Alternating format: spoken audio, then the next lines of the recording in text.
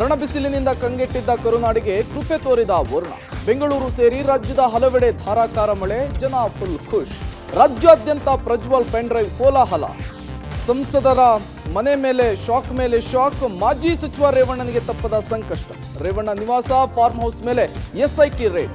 ಭವಾನಿ ರೇವಣ್ಣಗೂ SIT notice. ಮುಂದಿನ ವಾರ ಎಚ್ಡಿಕೆ ದೊಡ್ಡ ನಿರ್ಧಾರ. ಬಿಜೆಪಿ ಮುಖಂಡ ದೇವರಾಜೇಗೌಡ ಹೊಸ ಬಾಂಬ್. ಇದರೊಂದಿಗೆ ಮತ್ತಷ್ಟು ಸುದ್ದಿಗಳನ್ನು ನೋಡೋಣ ಕರ್ನಾಟಕ ಟಾಪ್ 20ಯಲ್ಲಿ. ರಣಬಿಸಿಲಿಗೆ ಕಂಗೆಟ್ಟಿದ್ದ ರಾಜ್ಯದ ಜನರ ಮೇಲೆ ಕೊನೆಗೂ ವರುಣದೇವ ಕೃಪೆ ತೋರಿದ್ದಾನೆ. ಸಿಲಿಕಾನ್ ಸಿಟಿ ಬೆಂಗಳೂರಿನಲ್ಲಿ ಧಾರಾಕಾರ ಮಳೆಯಾಗಿದೆ. ಮಧ್ಯಾಹ್ನ ಗಾಳಿ ಗುಡುಗು ಸಹಿತ ಮಳೆಯಾಗಿದ್ದು ವಾಹನ ಸವಾರರು ಪರದಾಡುವಂತಾಯಿತು. Majestic, KR circle, KR market, Yeshwanthpur, Padmanabhanagar, town hall, Richmond circle, MG ರಸ್ತೆ ಸೇರಿದಂತೆ ಹಲವೆಡೆ ಧಾರಾಕಾರ ಮಳೆಯಾಗಿದೆ. ಆನೇಕಲ್ ಸುತ್ತಮುತ್ತ ಆಲಿಕಲ್ಲು ಮಳೆಯಾಗಿದ್ದು ರೈತರ ಮುಖದಲ್ಲಿ ಮಂದಹಾಸ ಮೂಡಿದೆ.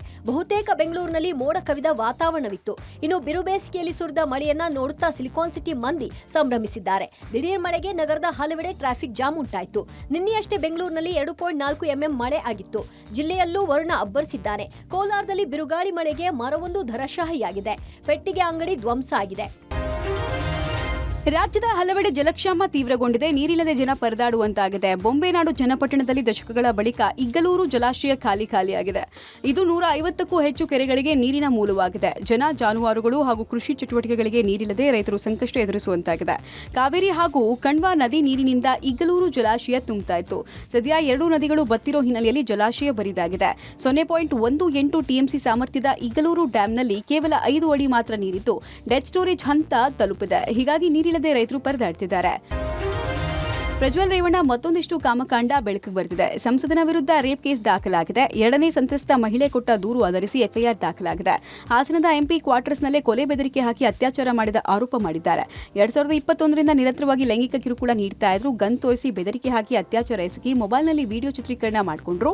ಯಾರಿಗಾದ್ರೂ ಹೇಳಿದ್ರೆ ವಿಡಿಯೋ ಬಿಡುಗಡೆ ಮಾಡೋದಾಗಿ ಬೆದರಿಕೆ ಹಾಕಿದ್ರು. ಪದೇ ಕರೆ ಮಾಡಿ ನಗ್ನ ದೇಹ ತೋರಿಸುವಂತೆ ಪ್ರಜ್ವಲ್ ನನಗೆ ಬ್ಲಾಕ್ ಮೇಲ್ ಮಾಡ್ತಿದ್ರು ಅಂತ ಸಂತ್ರಸ್ತೆ ದೂರು ದಾಖಲಿಸಿದ್ದಾರೆ. ಪ್ರಜ್ವಲ್ ರೇವಣ್ಣ ಬೆದರಿಕೆಯಿಂದ ಮಾನಸಿಕವಾಗಿ ನೊಂದಿದ್ದೀನಿ. ಜೀವ ಭಯದಿಂದ ಇಷ್ಟು ದಿನ ದೂರು ನೀಡಿರಲಿಲ್ಲ. ಎಸ್ಐಟಿ ರಚನೆ ಆಗಿರೋದ್ರಿಂದ ಕೇಸ್ ದಾಖಲಿಸಿದ್ದೀನಿ ಅಂತ ಸಂತ್ರಸ್ತೆ ಮಹಿಳೆ ದೂರಿದ್ದಾರೆ. ಮಹಿಳೆ ಮೇಲೆ ಲೈಂಗಿಕ ದೌರ್ಜನ್ಯ ಎಸಗಿದ ಆರೋಪದಡಿ ಮಾಜಿ ಸಚಿವ ಎಚ್ಡಿ ರೇವಣ್ಣಗೆ ಸಂಕಷ್ಟ ಶುರುವಾಗಿದೆ. ಪ್ರಜ್ವಲ್ ಪೆನ್ಡ್ರೈವ್ ಪ್ರಕರಣ ಬೆಳಕಿಗೆ ಬಂದ ಬೆನ್ನಲ್ಲೇ ಇಡೀ ಕುಟುಂಬ ಸಂಕಷ್ಟದಲ್ಲಿ ಸಿಲುಕಿದೆ. ಲೈಂಗಿಕ ದೌರ್ಜನ್ಯ ಪ್ರಕರಣ ಸಂಬಂಧ ಸದ್ಯ ರೇವಣ್ಣಗೆ ತಾತ್ಕಾಲಿಕ ರಿಲೀಫ್ ಎನ್ನಲಾಗ್ತಾ ಇದೆ. ಬೆಂಗಳೂರಿನ ಜನಪ್ರತಿನಿಧಿಗಳ ವಿಶೇಷ ಕೋರ್ಟ್ನಲ್ಲಿ ಸಲ್ಲಿಸಿದ್ದ ನಿರೀಕ್ಷಣಾ ಜಾಮೀನು ಅರ್ಜಿಯನ್ನ ರೇವಣ್ಣ ಹಿಂಪಡೆದಿದ್ದಾರೆ. ರೇವಣ್ಣ ವಿರುದ್ಧ ಅತ್ಯಾಚಾರದ ಆರೋಪ ಸೇರಿಸಿಲ್ಲ ಎಂಬ ವಿಶೇಷ ತನಿಖಾ ತಂಡದ ಹೇಳಿಕೆ ಬೆನ್ನಲ್ಲೇ ರೇವಣ್ಣ ಜಾಮೀನು ಅರ್ಜಿ ವಾಪಸ್ ಪಡೆದಿದ್ದಾರೆ. ರೇವಣ್ಣ ವಿರುದ್ಧದ ಲೈಂಗಿಕ ದೌರ್ಜನ್ಯ ಪ್ರಕರಣದಲ್ಲಿ ಎಸ್ಐಟಿ ತನಿಖೆ ಚುರುಕುಗೊಳಿಸಿದೆ. 2 ನೋಟಿಸ್ ಕೊಟ್ಟರೂ ರೇವಣ್ಣ ವಿಚಾರಣೆಗೆ ಹಾಜರಾಗಿದ್ದಿಲ್ಲ. ಹೀಗಾಗಿ ರೇವಣ್ಣಗೆ ಎಸ್ಐಟಿ 3ನೇ ನೋಟಿಸ್ ನೀಡಿದೆ. ಆಗಲೂ ವಿಚಾರಣೆಗೆ ಹಾಜರಾಗದೇ ಇದ್ರೆ ಲುಕ್ಔಟ್ ನೋಟಿಸ್ ಕೊಡುವ ಸಾಧ್ಯತೆ ಇದೆ. ನೋಟಿಸ್ ನೀವು ಕೊಟ್ಟ ನಂತರ ಎಳೆಯಕ್ಕೆ ಹೋಗೋದಿಲ್ಲ. ಆ ವ್ಯಕ್ತಿ 1 ವಾರ ಏನೋ ಸಮಯ ಕೇಳಿ 1 ವಾರ ಸಮಯ ಕೊಡಿ, ನೆಕ್ಸ್ಟ್ 1 ವಾರದಲ್ಲಿ ಬಂದು ನಾನು ಎಸ್ಐಟಿ ಕಚೇರಿಗೆ ಬರ್ತೀನಿ ಅಂತಕ್ಕಂಥ ಹೇಳಾಗಿದೆ. ಇಲ್ಲಿ ಆ ವ್ಯಕ್ತಿ ಬರಲ್ಲ ಅಂತ ಏನು ಹೇಳಿಲ್ಲ, ಇಮಿಡಿಯೇಟಾಗಿ ರಿಯಾಕ್ಟ್ ಮಾಡಿದ್ದಾನೆ. ರೇವಣ್ಣ ಅವರು 2 ದಿವಸ ಸಮಯ ಕೇಳಿದ್ದಾರೆ, ಬರಲ್ಲ ಅಂತ ಹೇಳಿಲ್ಲ. ಸಮನ್ಸ್ಗೆ ಗೌರವನೇ ಕೊಡದೇ ಇರತಕ್ಕಂಥದ್ದು ನಡೀತಾ ಇದೆ. ಮೊದಲನೇ ಸಮನ್ಸ್ಗೇನೆ ನೋಟಿಸ್ಗೇನೆ ಬರಲಿಲ್ಲ ಅಂತ ಹೇಳಿ ಅದಕ್ಕೆ ನಿಮ್ಮ ಮಾಟುಗಳು ಏನೇನು ಮಾಡ್ತಾ ಇದ್ದೀರಿ ನೋಡ್ತಾ ಇದ್ದೇನೆ. ಮಾಜಿ ಸಚಿವ ರೇವಣ್ಣ ಕುಟುಂಬಕ್ಕೆ ಪೆನ್ಡ್ರೈವ್ ಪ್ರಕರಣ ಸಂಕಷ್ಟದ ಮೇಲೆ ಸಂಕಷ್ಟ ತರುತ್ತಲೇ ಇದೆ. ಹೊಳೆನರಸೀಪುರದಲ್ಲಿ ಮನೆ ಕೆಲಸದಾಕೆ ದಾಖಲಿಸಿದ್ದ ಕೇಸ್ನಲ್ಲಿ ಇದೀಗ ರೇವಣ್ಣ ಪತ್ನಿ ಭವಾನಿಗೂ ನೋಟಿಸ್ ರವಾನೆಯಾಗಿದೆ. ಹೊಳೆನರಸೀಪುರದ ನಿವಾಸಕ್ಕೆ ಇವತ್ತು ಎಸ್ಐಟಿ ಅಧಿಕಾರಿಗಳು ಭೇಟಿ ಕೊಟ್ಟು ನೋಟಿಸ್ ನೀಡಿದ್ದಾರೆ. ಇವತ್ತು ಅಥವಾ ನಾಳೆಯ ಒಳಗೆ ವಿಚಾರಣೆಗೆ ಹಾಜರಾಗುವಂತೆ ಸೂಚಿಸಿದ್ದಾರೆ. ಇನ್ನು ಇವತ್ತು ಬೆಳ್ಳಂಬೆಳಗ್ಗೆ ಹೊಳೆನರಸೀಪುರದ ಪಡುವಲಹಿಪ್ಪೆ ಗ್ರಾಮದ ಎಚ್ಡಿ ರೇವಣ್ಣ ಅವರಿಗೆ ಸೇರಿದ ಮನೆ ಫಾರ್ಮ್ ಹೌಸ್ ಮೇಲೆ ಎಸ್ಐಟಿ ಅಧಿಕಾರಿಗಳು ದಾಳಿ ನಡೆಸಿ ಪರಿಶೀಲನೆ ನಡೆಸಿದ್ದಾರೆ. ಮುಂಜಾನೆ 3:15 ಸುಮಾರಿಗೆ ಆಗಮಿಸಿದ ಎಸ್ಪಿ ಸೀಮಾ ಲಾಟ್ಕರ್ ನೇತೃತ್ವದ ತಂಡ ಕಾರ್ಮಿಕರಿಂದಲೂ ಮಾಹಿತಿ ಪಡೆದಿದ್ದಾರೆ. 3-4 आदमी कितने बजे 6 बजे कितना कार आया था? कार 3-4 कार आया 3-4 कार 3-4 कार आया था क्या 3-4 आदमी बस. इधर घर है क्या? अंदर घर है क्या? फैमिली साथ काम कर नहीं आपका नहीं रेवण उसका नहीं साहब घर नहीं है. इधर नहीं इधर गेस्ट हाउस नहीं है क्या? इधर गेस्ट हाउस नहीं हम नहीं, हम जानते हैं ना काम करने वाला. ಮಾಜಿ ಸಚಿವ ರೇವಣ್ಣಗೆ ಮತ್ತೊಂದು ಶಾಕ್ ಎದುರಾಗಿದೆ.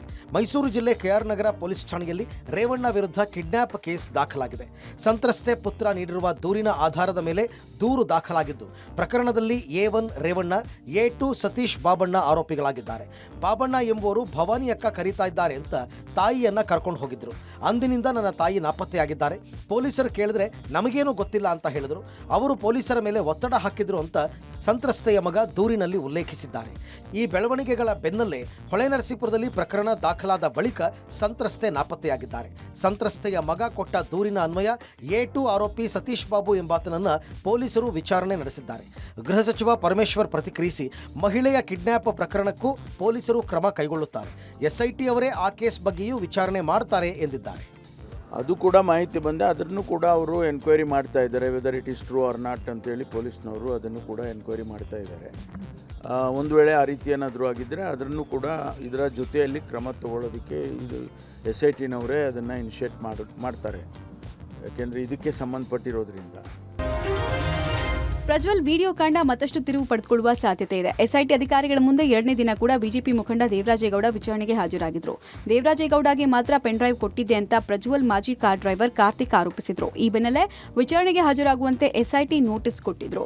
ಹೀಗಾಗಿ ಇಂದು ದೇವರಾಜೇಗೌಡ ವಿಚಾರಣೆ ಎದುರಿಸಿದ್ದಾರೆ. ಇನ್ನು ಪೆನ್ ಡ್ರೈವ್ ಹಂಚಿಕೆ ಆರೋಪ ಹೊತ್ತಿರುವ ಜಮೀರ್ ಆಪ್ತ ನವೀನ್ ಗೌಡ, ಇದುವರೆಗೆ ನನಗೆ ಯಾವುದೇ ನೋಟಿಸ್ ಬಂದಿಲ್ಲ, ನೋಟಿಸ್ ಬಂದ್ರೆ SIT ಮುಂದೆ ಹಾಜರಾಗ್ತೇನೆ ಎಂದಿದ್ದಾರೆ. ಅಶ್ಲೀಲ ವಿಡಿಯೋ ಬರುತ್ತೆ ಅಂತ ಫೇಸ್ಬುಕ್ನಲ್ಲಿ ಸ್ಟೇಟಸ್ ಹಾಕಿದ್ದು ನಾನೇ, ಅದನ್ನೆಲ್ಲ SIT ಅಧಿಕಾರಿಗಳ ಮುಂದೆ ಹೇಳ್ತೀನಿ ಅಂತ ನವೀನ್ ಗೌಡ ಪಬ್ಲಿಕ್ ಟಿವಿಗೆ ಹೇಳಿದ್ದಾರೆ. ಈ ನಾಯಕತ್ವ ತಾನು ಈ ಗಲೀಜು ಕೆಲಸ ಮಾಡ್ತಿರೋದು, ರಾಜಕೀಯ ಮಿಕ್ಸ್ ಆಗಿರೋದು. ಈಗ ಅಲ್ಲಿ ನಾನು ನಾಯಕ ಆಗಬೇಕು ಅಂತ ಹೇಳಿ ಪ್ರತಿ ಪಕ್ಷದಲ್ಲೂ ಕೂಡ ಅಲ್ಲಿ ಇಡೀ ರಾಜ್ಯದಲ್ಲಿ ನಾಯಕತ್ವ ಉಳಿಸ್ಕೊಳ್ಳೋಸ್ಕರ ಹೆಣ್ಮಕ್ಳು ಮಾನರಾಜ ಹಾಕಿರೋದಲ್ಲಿ.